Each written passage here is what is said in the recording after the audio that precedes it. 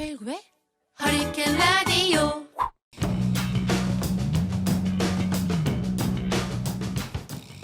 암행의사 출도야.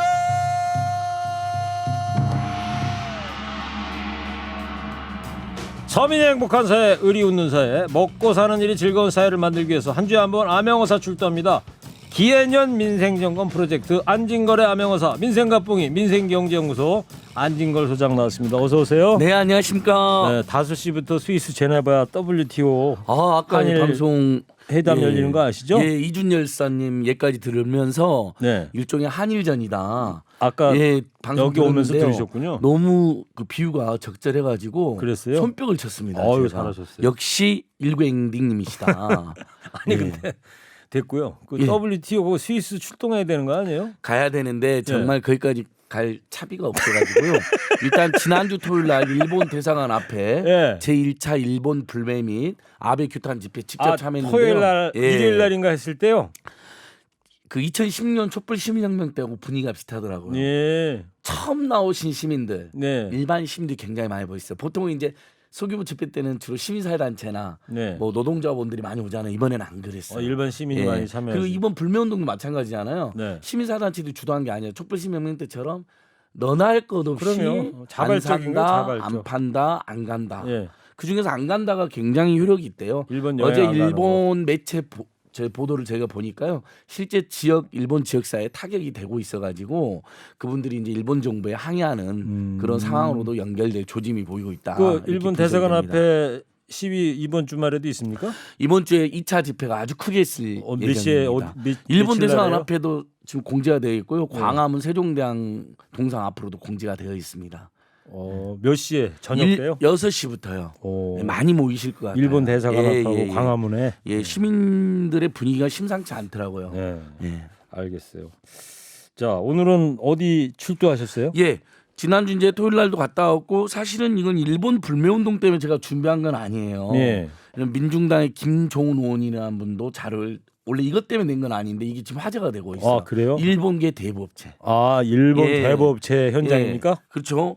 왜 그러냐면요. 이 사람들이 이자를 23.3%나 받아요. 와. 법이 24%를 못 넘게 놨거든요. 예. 근데 사실상 24%다 받고 있는 거죠. 오. 근데 국내 그래도 등록 대부 평균 대출 금리는 19%예요. 오. 그러니까 무려 4%를 4%나 받았는데 더 받았네. 근데 이게 일본계 대부업체까지 포함돼서 평균이 19%거든요. 네. 일본계 대부업체를 제외하면 평균은 더 낮겠죠. 그래서 지금 시민들 사이에서 이게 또 온라인상에 화제가 되고 있어요. 노노 재팬이라고 해서 일본 제품들을 알려주고 대체품을 알려주는 훌륭한 사이트가 있잖아요. 근데 거기에는 이 부분은 안 나와 있는데 이게 이제 돌고 있더라고요. 노노제팬 예. 사이트에 올라가 있어요? 아니 거기에는 정확히 안 되는데 이 부분이 추가로 이제 국민들 사이에서 도는 거죠. 자, 일본계 대부업체가 19개나 되고 우리나라 현재 네. 예전에 일본 변호사협회 회장님 오셨고 한 유명한 말이 있습니다. 뭐라고 이분이 이제 그랬어요? 그 우스노미야 겐지 변호사님인데요. 네. 대표적으로 인권 변호사고 일본의 혐한 시를 반대하는 분입니다. 어. 이분이 뭐냐면 아니 한국은 일본의 야쿠자 자금이 들어가서 떼돈을 벌고 있는 대부업체의 천국이 되어 있느냐. 예. 참에 일본 우리 대부업법이 66%까지 폭리를 보장해 줬거든요. 네. 그래서 일본도 15%에서 20% 이상 이자를 못 받게 하고 있다. 근데 한국이 우리나라에 와가지고는 이렇게 많이 19개나 이자를 되는 일본계 받아먹는다는 대부업체들이 예전엔 66%까지 받았다가요. 문재인 정부 들어서서 그나마 24%로 떨어진 겁니다. 예. 근데 이것도 너무 과도하잖아요. 그렇죠. 지금 24%다 받고 있으니까. 그래서 자, 일본 불매운동하고 연결해서 생각하셔도 되고요. 예. 그것과는 별도로 서민들에게 사실 대법을 이용하는 분이 지금 225만 명쯤 됩니다. 예. 참고로 우리나라 국민들 중에 이분들이 대법을 이용하는 이유는 정말 궁박하고 곤궁한 상황이기 때문에 오죽하면은 이용하고 있는 거죠. 여기까지 예. 찾아가서 돈을 빌리시겠냐고요. 제1, 제2금융권에서 대출 안 해주거나 아니면 정말 급전이 필요해서 그렇죠. 빨리 신속히 이 사람들 광고도 엄청 하고 있잖아요. 케이블 방송에서 그러니까 대부업체들이. 그 비싼 이자를 내고 돈을 네. 빌리는 분들은 빌리고 싶어 빌리는 게 아니라 그러니까. 어쩔 수 없이 막다른 근데 골목에 그리 가면 가니까. 빚의 나락으로 빠지게 되는 거거든요. 그러니까 정말 말리고 싶은데 그리고 없애야 된다고 저는 생각하거든요. 아니 근데 우리 당국에서는 이걸 제대로 관리 감독을 안 합니까? 자 일단 24% 이상을 받는 것은 불법으로 하는데 24%까지가 법에 보장이 되어 있습니다. 네. 근데 지금 세계적인 추세는 다 이자율은 20% 넘으면 다 폭리라고 봐요. 예. 일본도 대법 특혜금리가 없어졌습니다. 그러니까 이 사람들 한국으로 마구 와가지고 19개나 현재 그 돈을 얼마나 빌려줬냐면 우리나라 국민들한테 6.7조를 빌려줬어요. 얼마요? 6.7조요. 6조 7천억? 6조 7천억. 6조 7천억을 전체, 우리 국민한테 빌려줬다고요? 전체 대법자들의 대출액이 17조 3천억쯤 되는데 네. 거의 40%나 됩니다. 그러네요.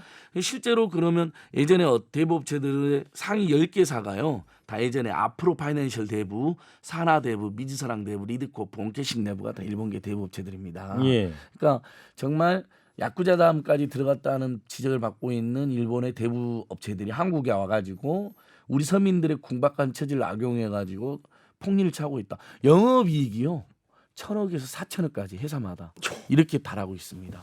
그러니까 요것은 일본 불면등화 고민에서도 문제가 되고 서민들의 수탈하는 거 문제가 됐기 때문에 예를 들면 이제 이렇게 이야기했어.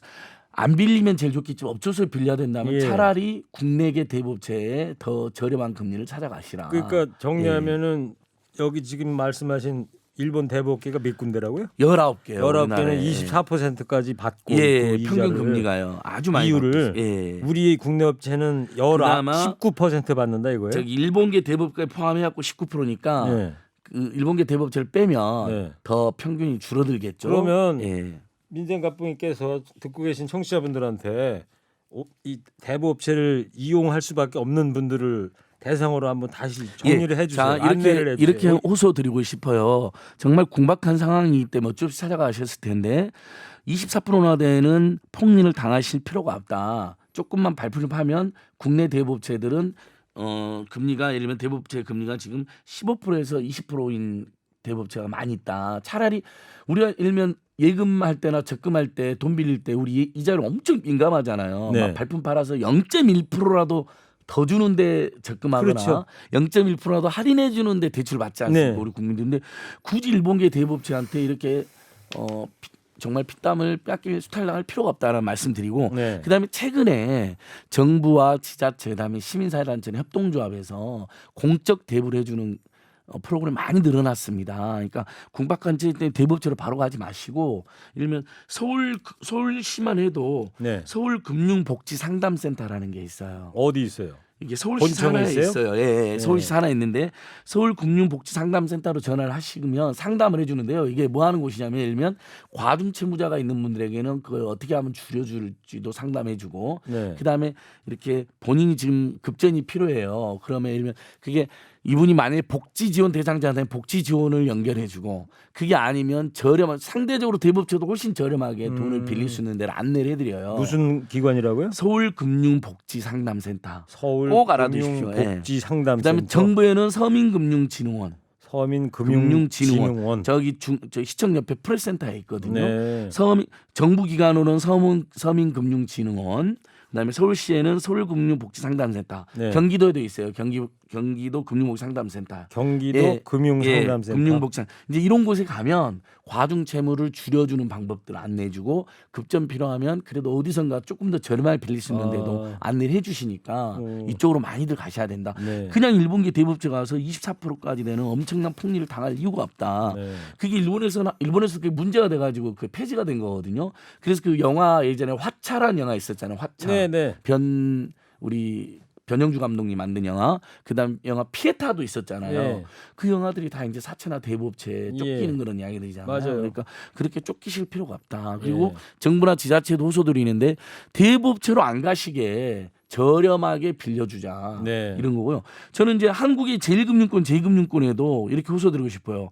8월 15일 날 8.15%의 이자로 일본계 대부업체에 고통받고 있는 분들을 저렴한 이자율로 끌어들이는 거죠. 전환대출 시켜주는 거죠. 그러니까 안진걸 소장의 개인적인 제안입니다. 제안을 하는 자, 거죠. 8월 15일 우리 은행들한테. 예, 제1금융권이 이 사람들의 대출을 안 받아줘서 우리 서민들 225만 명이 대부업체 가 있는 거거든요. 네. 근데 오히려 특히 일본계 대부업체에 24%나 피땀을 뺏기고 있는 분들한테 우리나라 은행이나 저축은행이 나서가지고 8월 15일 날까지 네. 8.15% 정도로 알겠어요. 그 일본의 그 대부업체로부터 그 예속되어 있는 것을 해방시켜 달라는 거죠. 이런 예. 조치도 취해달라는 겁니다. 안진걸 소장님의 제안 멋집니다. 좀 은행이 좀 받아들였습니다. 예, 그러니까요. 문자 많이 보내주. 안 소장님 오늘 핵 정보 핵 멋있습니다.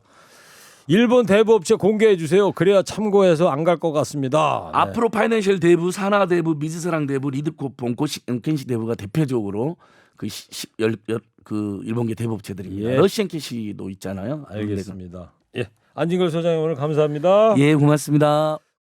일부 행기의 이야기를 더 듣고 싶다면